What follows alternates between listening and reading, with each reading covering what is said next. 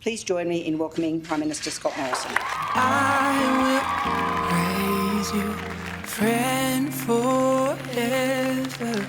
Jesus, thank you. Yeah.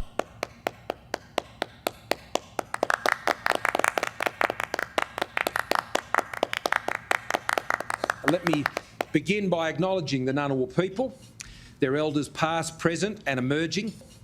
And I also recognise you can't dwell on the things that didn't play out as you may have expected or liked. And also can I acknowledge my dear friend Marise Payne for one particular reason, as a female. And so congratulations to you, Marise. Drought to flood, fires, pestilence, a once-in-a-century global pandemic, 1 million more women in work. I want to thank Australians. You've had to put up with a lot. And I acknowledge the frustration, especially with the Health Department and us, not the virus, the government. I haven't got everything right. And I'll take my fair share of the criticism and the blame. But younger generations, couldn't you have done more? Couldn't this have been avoided? After all, aren't you responsible? And get a job. It goes with the job. But so does getting up each day. It goes with the job. Job. Jobs, jobs, jobs, and more jobs. Jobs to go to. to go to. Jobs to go to.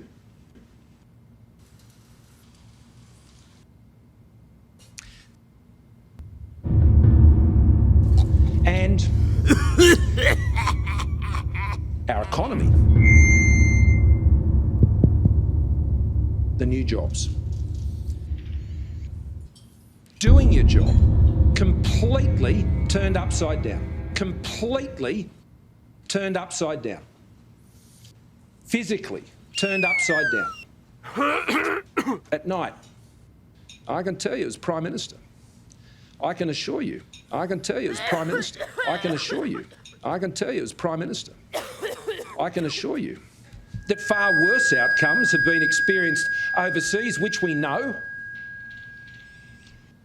7% in the United States, United States, United States, United States, United States, United Kingdom. For me as Prime Minister, getting up each day, staying positive, there is no more important vision. I get that. Minister for getting electricity prices down is over there, Angus Taylor.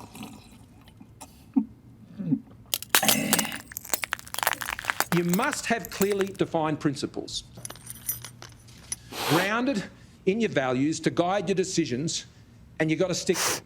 Now, I'll outline these are sought to put the national interest first. And most recently, I was out in Penrith, and I met one.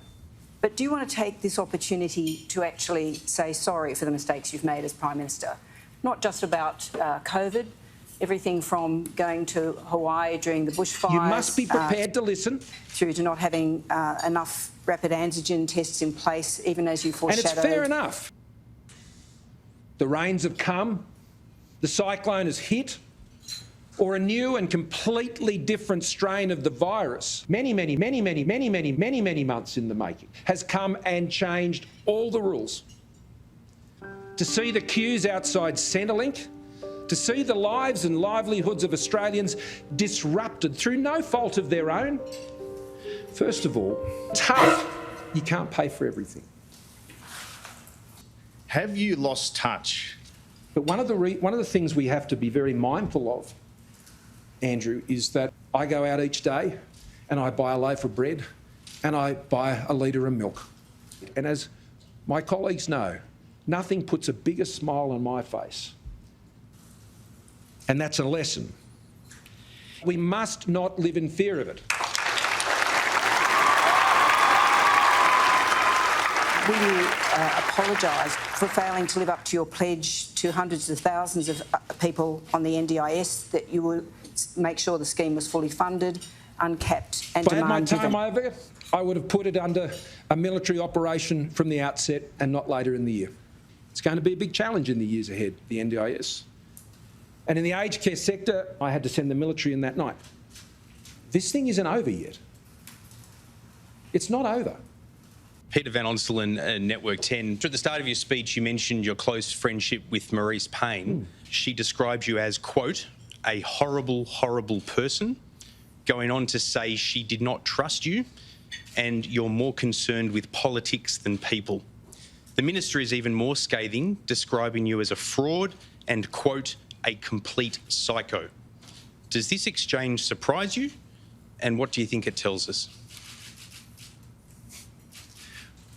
It's hard. And it's still hard, and I'd argue even harder.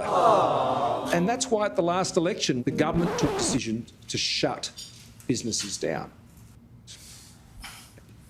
That experience counts, and it's not just me. I look around this room at Peter, Karen, Angus,